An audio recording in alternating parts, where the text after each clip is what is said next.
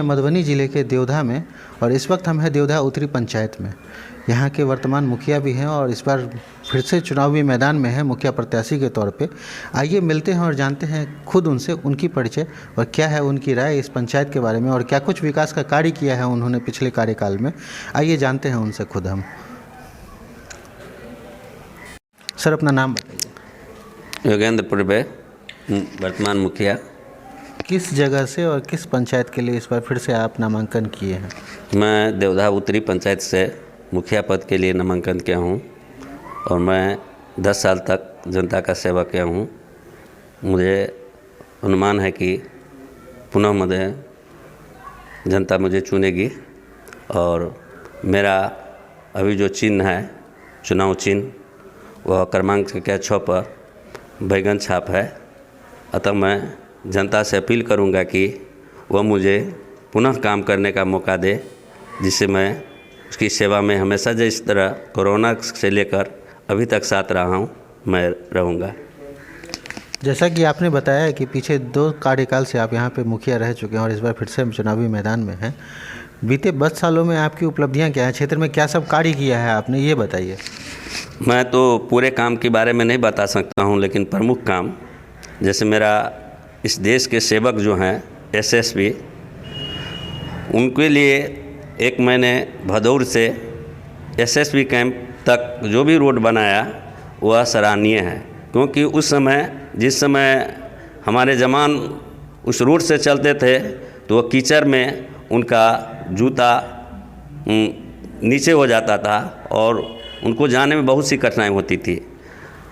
इसको देखकर मुझे बहुत दुख हुआ कि हमारे देश का जो जवान है वो इतना कष्ट सहकर हमारे देश की रक्षा करता है, उनको इतना बड़ा दुख होता है। इसको देखकर मैंने मनरेगा के तहत इस रोड को 1000 फीट के लगभग रोड था, उनको मनरेगा की तरह हम लोग मिट्टीकरण करके उनको बनाया गया। और दूसरी उपलब्धि है कि महादलित जो हनुमान मंदिर से लेकर जो इंदर मेहतर के घर तक जो रोड बना हुआ है उसमें भी हमारे महादलित भाई को महा दिक्कत होता था। उसे देखकर मुझे भी बहुत दुख हुआ और मैंने उस पर चेंबर ब्लॉक से रोड का निर्माण किया। आपके पंचायत में नल जल योजना की क्या स्थिति है, ये बताइए। मेरे का जो भी आपने काम किया है वो, अगर आप अब पंचायत चुनाव के माध्यम से जीत कर आते हैं अगले 5 सालों के लिए फिर से मुखिया के पद पर, तो आपकी प्राथमिकताएं क्या होंगी, आपका रोड मैप भी क्या होगा, विज़न क्या होगा इस क्षेत्र और पंचायत के लिए, ये बताइए। देखिए, मेरे यहाँ जो भी काम बच चुका है, जैसे पोखरा का सौंदर्यीकरण, मेरा उद्देश्य है कि पोखरा का सौंदर्यीकरण हो, उसमें छठ घाट का निर्माण हो और राम जानकी मंदिर है उसका सौंदर्यीकरण हो, कुछ धार्मिक जो जगह है उसमें भी कार्यक्रम हो और उसका सौंदर्यीकरण हो। आखिरी और अंतिम सवाल, जनता से क्या कुछ कहना चाहेंगे? मैं जनता से अपील करना चाहूँगा कि मुझे जो बैगन छाप मिला हुआ है वो क्रमांक संख्या 6 पर है, उस पर बहुमूल्य अपना वोट देकर मुझे विजय बनावे और उससे मैं उन लोगों को धन्यवाद दूंगा कि मुझे पुनः 10 साल सेवा करने का जो मौका दिया। पुनः अगर 5 साल का और मौका देते हैं तो जो भी बाकी काम है मैं उनसे पूर्ण करूंगा। मैं वादा करता हूं कि इस काम में किसी तरह का मैं भेदभाव या जात पात का बात नहीं रखूंगा। तो ये थे देवधा उत्तरी पंचायत के मुखिया जो फिर से इस बार चुनावी मैदान में है और उन्होंने बहुत स्पष्ट तरीके से बताया कि उनका रोड मैप और विज़न क्या होगा आगामी 5 सालों के लिए और बीते 10 सालों का भी रिपोर्ट कार्ड हमें बताया। बने रहिए न्यूज़ विंग के साथ। मैं हूं सुमित कुमार, फिलहाल मुझे दीजिए इजाज़त।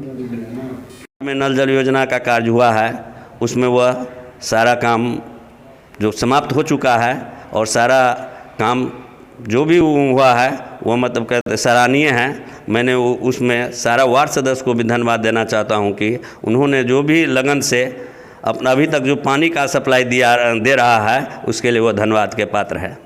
अक्सर देखा जाता है बिहार में जो नल जल योजना की स्थिति है अक्सर फ्लॉप देखी जाती है। आपने बताया आपके पंचायत के 6 वार्डों में काम खत्म हो चुका है, वहाँ पे स्थिति क्या है? सुचारू रूप से चल रहा है नल जल, पानी आता है, क्या स्थिति है? नहीं, 6 वार्ड में पानी का मतलब का सप्लाई हो रहा है, चालू है। अगर बात करें आपके पंचायत में विकलांगता भत्ता, निःशक्तता भत्ता, विधवा पेंशन, वृद्धा पेंशन की, तो क्या स्थिति है? सबसे पहले मैं जितने भी मतलब क्या कहते हैं 60 वर्ष की उम्र के बुजुर्ग थे उनको सारे को मतलब पेंशन मिल रहा है। वो विधवा पेंशन हो, निःशक्तता हो, वो सारा पेंशन मेरे पंचायत में मिल रहा है। उसमें किसी तरह का कोई भी दिक्कत नहीं है। अगर हम बात करें प्रधानमंत्री आवास योजना की, जो इंदिरा आवास योजना के नाम से विगतों में जाना जाता रहा है, उसकी क्या स्थिति है आपके पंचायत में? हमारे पंचायत में प्रधानमंत्री योजना जितने भी लाभुक को लाभ मिलना था वो मिल गया। बाकी जो लाभुक है वह हम लोग कोशिश कर रहे हैं कि उनको भी लाभ मिले। उसके लिए सारा सूची बन गया है। अगर पुनः मुखिया अगर मेरे जनता बनाती है तो मैं पुनः मतलब प्रधानमंत्री आवास के लिए सारे आदमी को दूंगा। बात करें गली नली योजना की, तो आपके पंचायत में क्या स्थिति है? वार्डों में सड़कों की क्या स्थिति है? गली योजना में मेरे यहाँ लगभग 95% गली योजना हो चुका है और जो 5% बाकी है वह मैं पुनः अगर मुझे मुखिया यहाँ की जनता बनाती है तो मैं करूँगा।